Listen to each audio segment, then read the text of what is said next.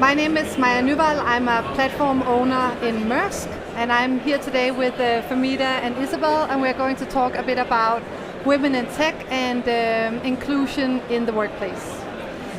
Fahmida, maybe you can also introduce yourself? Sure. My name is Fahmida Azad. I'm in the Maersk.com platform, and I'm currently the senior UX designer in the experimentation enablement team.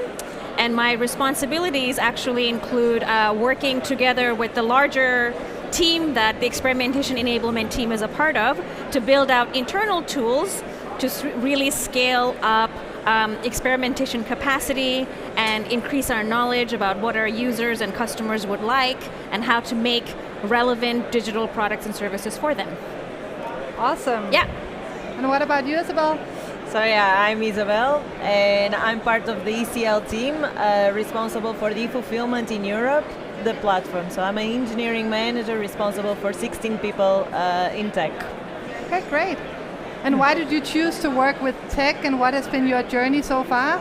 Yeah, so that brings me back a few years. But yes, I started by studying computer science engineering. My father was already a developer, and I really liked how he built stuff. So he came from electric engineering. He always taught us how to fix everything at home. To this day, we do it. And it really came from my education, being brought up in all that technology, do-it-yourself sort of thing. Great. And Nice. what about you? So my background is actually in psychology. Okay. And I had a couple of careers before jumping into tech. I've been a teacher, and I've spent some years in the human rights world. And I think my journey into technology has been driven by seeing the space as full of hope and full of possibilities, because we are literally imagining what can be from where we are right now. And so for my role as a designer, I see a lot of excitement and a lot of interesting ways to creatively solve pressing problems. So especially working at Maersk, where logistics, I don't know if there's too many other sectors that can be more complicated or more complex. My journey so far has been really fulfilling in the sense that I'm always working with other people who are also passionate about problem solving in a creative way. And how has it then been coming into the tech world? Yeah. And from a diversity perspective, have you noticed anything compared to other industries? Well, what have I noticed? I think for sure, even the reason why we're having this conversation is that it is still a male-dominated sector, but more and more as people are being explicitly open about the need to make it less dominant by any one group of people, it's seeing good changes, because the more inclusive you are in the builder space, the more relevant the products and services you build will be for the people that you'll be serving, right? So I think I've seen some great changes, but I also believe that you can always do better, and the initiatives don't have a stopping point, so it's not like you can be like, we are diverse now, and we stop. It's like you can always try harder and harder to make sure you have different perspectives, different ages, different backgrounds, different skill sets, and then you can really drive towards innovation and making disruptive solutions. Right, it's a clever point, because our clients are not just male dominated from X amount of ages. They are from every single background, men, women, with different sexual orientations, and it's important to have that in your workspace, because you will have all those point of view when you are creating the products. So Exactly. And I know, Isabel, you're relatively new into Maersk. What have you noticed within Maersk and in terms of diversity in the workplace? So I noticed a big move towards the LGBT community. I think it's important because in my background I noticed many people with different sexual orientations that didn't feel safe to be open about their orientation, and it's important to have a company to not wait for the employees to say, hey, I don't feel like I should be talking about this, but you have the company actually talking about it and say, it's okay if you want to talk, and it's okay if you don't want to talk. We are safe.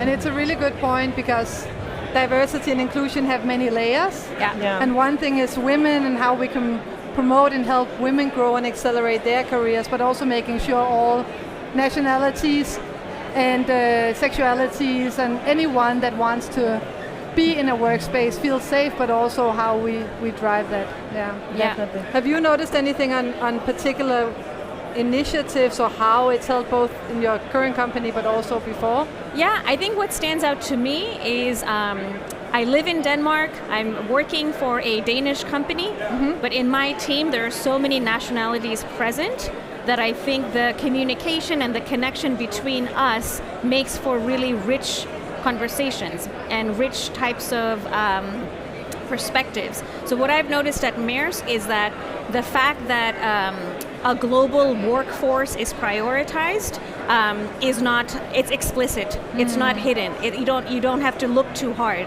you know? So living in Denmark and working at Maersk, I never feel like I cannot contribute my thoughts or that I'm on the outskirts. I feel just as part of the team as anybody else.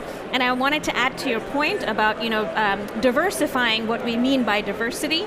So of course there's sexual orientation, there's, you know, your gender expression, and there's also your different physical abilities, right? So like how are we catering to people who may have, you know, I know of people who may have a disability, but it's not so visible, right? And you don't always feel comfortable to just say it because then you might think people will treat you differently. But if a company has a culture where we are embracing differences no matter what they are, then people automatically feel like they can be a little bit more themselves at their own pace and not feel a pressure to disclose anything. Yeah. So I think the more that we are open about this and the more that we say, yes, we want to embrace differences, the more you signal to people who may feel they're on the outside that it's okay for them, you know? So I think my experience so far at Maersk has been really surprising because I didn't know what to expect. And at the same time, I'm happy to be a part of a company that is explicit about wanting to do more and do better and better. Great. And going a bit back to women in tech. Yeah. So how do you, Isabel, if you had to advise younger females or based on your personal experience, what should a young woman do if they want to study STEM or go into the tech world? Right, first of all, you are good enough for sure. Don't question that. If you like it, no one is perfect in the first time around, and I think it's the magic about science is that it keeps evolving.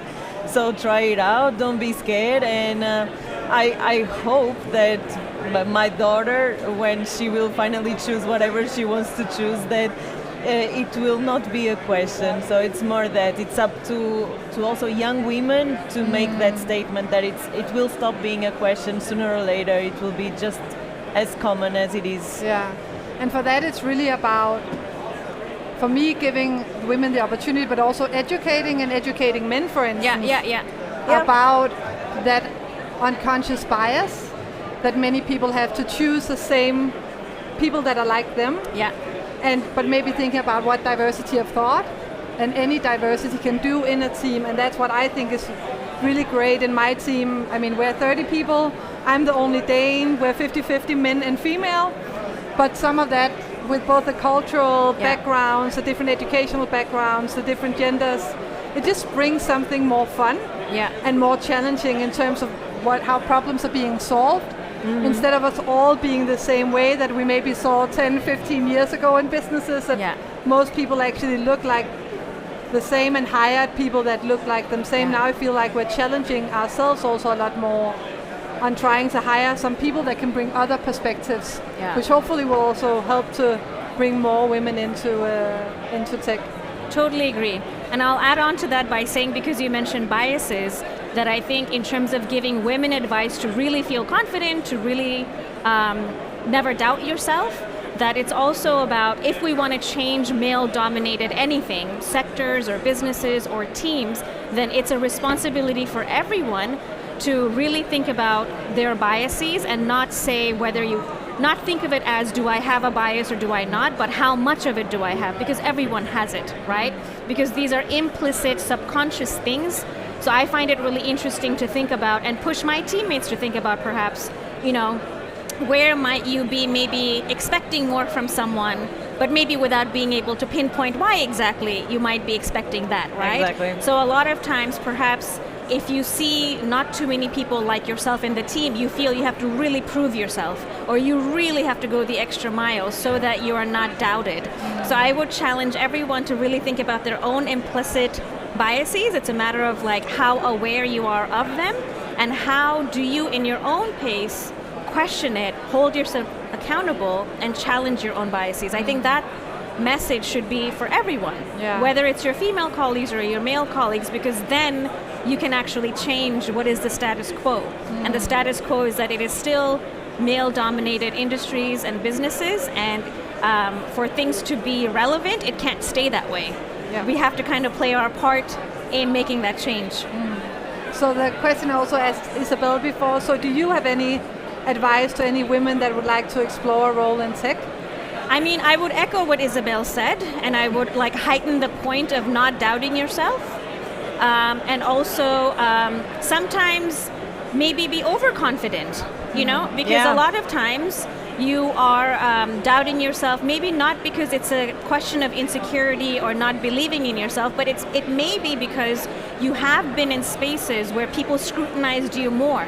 I have seen that in terms of like expecting maybe more, you know, like it's a very common type of stereotype, but I think people do it without realizing it. Maybe if you're the only woman on the team, you're taking the notes, or you're keeping track of things, you are scheduling the meetings, you are following up, and it's a positive thing, but I would challenge my male colleagues to take that step so that, you know, it doesn't fall on a person implicitly, right? So I would advise women to sometimes maybe do a little bit less and take care of yourselves and maybe not feel guilty about that, right?